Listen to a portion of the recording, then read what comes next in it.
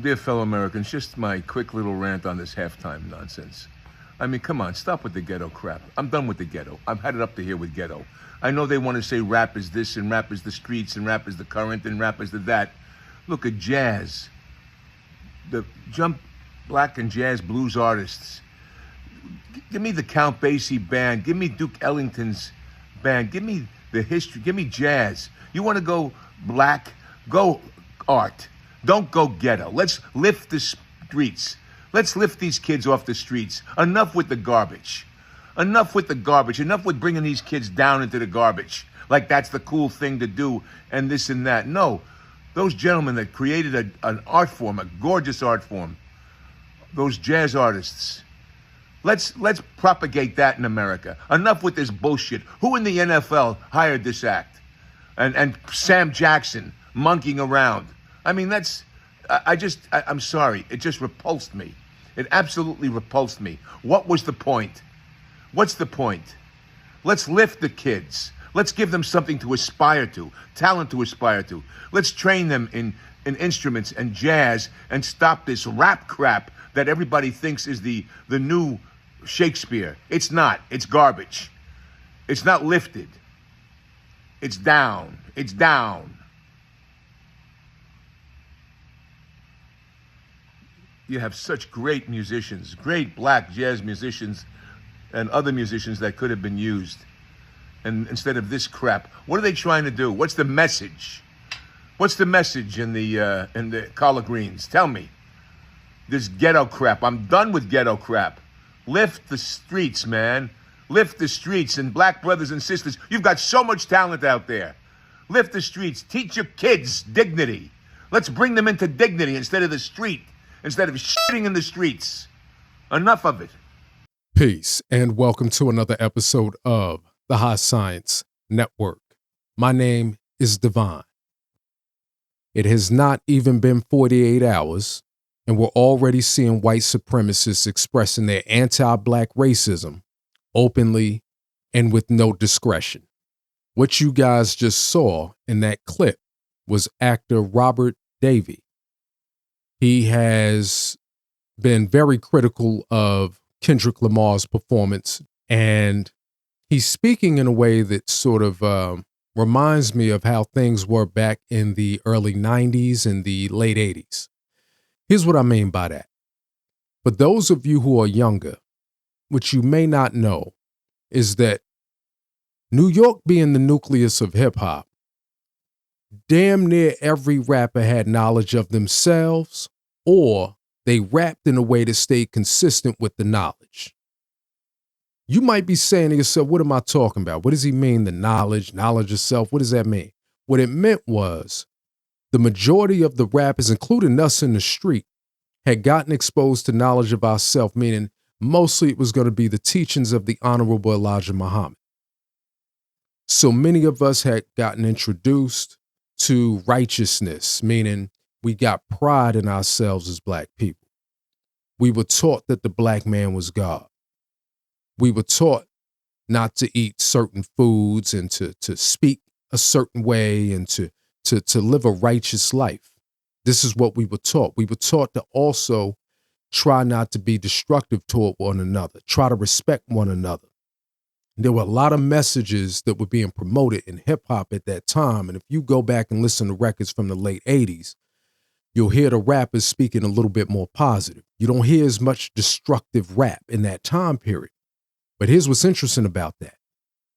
Despite the fact that rap was not very destructive at that time, not until you started to get these cats from LA that started to really push a lot more of the graphic hip hop that had to do with more violent themes. Until that happened, bro, hip hop was dominated by rappers with knowledge of themselves. Any rapper you name that you consider a great from that time period probably had knowledge. Rakim, KRS-One, Big Daddy Kane. I could go on and on. They all had some type of knowledge of themselves and promoted righteousness and civilization. Despite that, what you saw from Robert Davi was happening back then. The anti-black racists were terrified of those rappers that were talking that righteousness stuff. They were terrified of X-Clan. They were terrified of Big Daddy Kane. They were mostly terrified when Ice Cube left NWA and he got knowledge of himself. That was absolutely terrifying to them.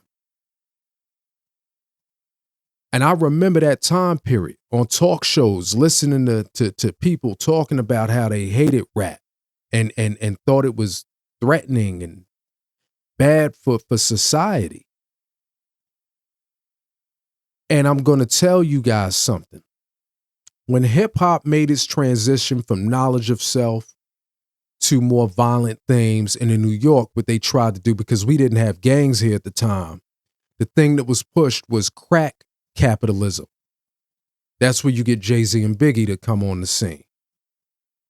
They start to be the ones who are appointed by the record labels to push the crack capitalism thing for New York. That's when you started to get everybody went from I just sold a couple of bags of some herb to now I'm a drug kingpin. And I got water fountains in my front yard and I drive expensive cars and eat caviar every night. It was like this image that they started to promote off of that. That was the new thing for New York that was consistent with the destructive element. And once hip hop became incredibly destructive, what's fascinating is the anti-black racists, they weren't as upset anymore. They weren't as upset anymore. They started to figure out, oh, wait a minute. They just rapping about hurting themselves and unaliving themselves, whatever. It isn't until you start talking a pro-black righteous message in your records that you hear these people start complaining and getting scared. When Kendrick got on that stage, I'm trying to tell you, I knew it. I knew it. I said, this is going to be incredibly scary, incredibly frightening for anyone who holds anti-black racist sentiments. You could just tell that Kendrick had a message in what he was doing. And that's why you start hearing all this negative feedback. I didn't like it. I don't like it. And notice where that was coming from. No, that's what I said in last night's video. I told you guys it was going to be people who love Drake and they just got a dog in that race, and it's going to be anti-black racists. But what was killing me is that I'm seeing these guys just do this with no discretion. You know, this guy, Robert Davey, he is basically telling us he wants to see us perform in such a way that we're non-threatening. Did y'all pick that up? He's like, yo, I want to see y'all do jazz.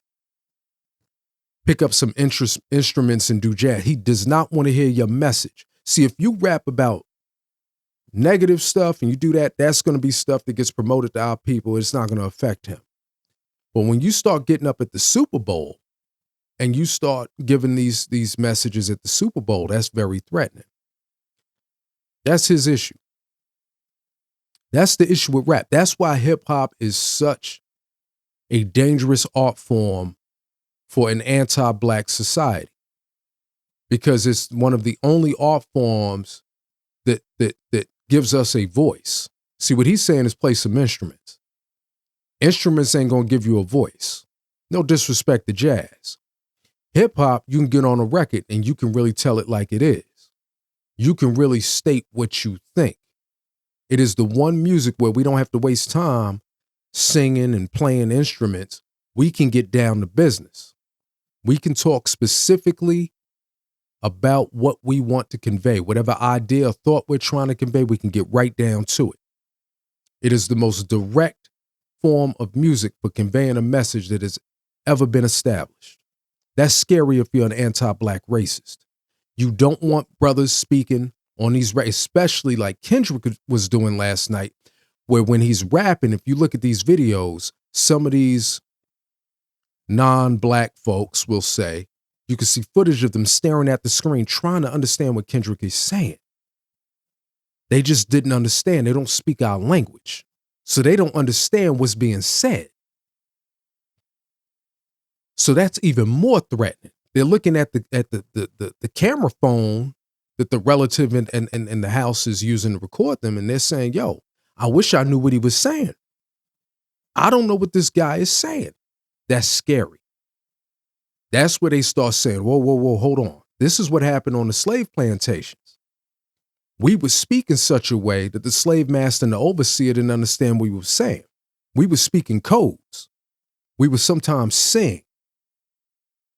And this would be used to communicate a message, an idea, a thought that the power structure didn't understand.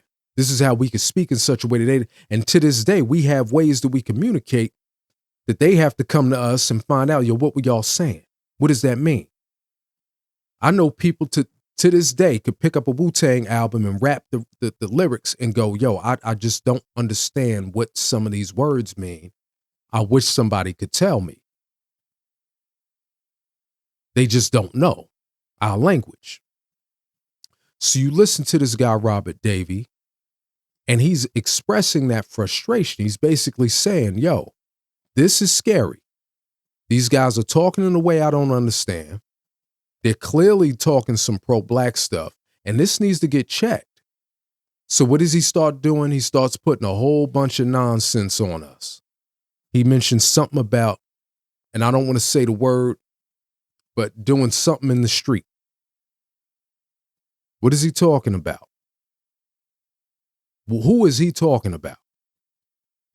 What in the world is he? See, this is the kind of stuff they do when they let you know, I just don't like you. I'm just going to make up some stuff and just hope it insults you. That doesn't insult me. It just makes me question what you are talking about. This is the problem with these guys. They have hatred, and it's not based on anything real. There's no real concerns. He's talking about you doing something in the street. What is he talking about? Ghetto crap. Yeah, it wasn't ghetto crap until it became pro-black. See, we don't have pro-black rap anymore. Kendrick is the first, and I don't keep up with these guys, but I do know there's a lot of this Southern Chicago stuff where all these dudes talk about is they auto-tune, shooting stuff up with a switch and doing it like that's garbage. No one's scared of that. That's not threatening. These guys just get in a photo and show their teeth. What's scary is Public Enemy. What's scary is X-Clan. What's scary is KRS-One. Those were the acts that scared anti-black racists. These Chicago and Southern dudes, nobody's scared of what they're rapping. Because they know these guys ain't going to hurt nobody that's not black. Or nobody listening to their music is going to hurt nobody that's not black. Nobody's worried about that. They can't organize their people, and they're not willing to organize their people. And the anti-black racists know no organization would ever happen from that music. You're not going to motivate anybody to organize and be a threat to the power structure in that kind of music. It's destructive music. It's corny. And this is the concern, is that Kendrick went up there with a pro-black message. Kendrick had brothers unified on that stage. He had all black folks on that stage. You know how scary that is? I said that last night. So this is where this man is coming from. So to get his little jabs in, made a little collard green reference, the message in the collard greens. This is the kind of stuff they do to let you know who they are. These are the insults you got to hear. What about if we did jazz? Would we have to hear collard green jokes? Oh, as long as we're not threatening, we don't have to be insulted with collard green jokes. That's how it works. So the minute we threaten you with a righteous or pro-black message in our music, all of a sudden we got to be insulted. We got to be put in our place. This is how these guys operate, man. That's why we need more Kendricks. We need what Kendrick is doing to actually take hold. We need to get back to how we rapped in the late 80s and early 90s. We need to get back to rejecting this garbage auto-tune Southern Chicago stuff and get back to that righteous stuff, man. That's really what we need to do. We need to get back to promoting those rappers that have the courage to say, yo, I'm going to get on this Super Bowl stage and show some pro-black imagery. We're going to get out here and show unity and not get up there twerking and all that stuff Megan Thee Stallion was doing with Kamala Harris. That's nobody's worried about that. Nobody's threatened by that. That doesn't inspire these videos like you saw from Robert Davey. He would never record that kind of video if you're up there showing your behind twerking. That's not threatening to the power structure. So what I would say is, this man is clearly a racist, but you'd be shocked at how many are, but they just don't reveal it. You just have to make an assumption that, you know, someone may not like when you start to express righteousness, civilization, and something that represents Black empowerment. That's scary to these folks. And the minute you do, many of them can't hold it in any longer. And it's like, yo, this is threatening. Don't do ghetto crap. Collard greens, fried chicken, it all just comes out like a faucet. It's like, how did I not know that was buried deep down inside of you? Wow. At any rate, I think I made my point here. I want to tell y'all, just when you see this kind of stuff out there, man, just know where it's coming from, that it's actually demonstrating that Kendrick had a much deeper impact than some of us are giving him credit for. And this is a positive. He should be shaking up, these racists in America. And we need to get back to making sure that they're uncomfortable. That's right. All that 40 acres and a mule talk that Kendrick was doing, man, listen, very courageous of that brother. And I'm always going to have respect for him, even though I'm not a fan. I don't really know his music, but he earned a fan from me. Yeah, he earned me as a fan on that one, man. That's very courageous, man. A lot of respect to that brother. All right, I made my point, man. I want to give y'all your time back, man. I appreciate your time listening. Please like and subscribe. And check out our sponsor, soulfoodtees.com, for T-shirts that have a very positive and uplifting message of Black American strength and prosperity. I appreciate y'all listening, man. Have a good one. Stay blessed. Peace.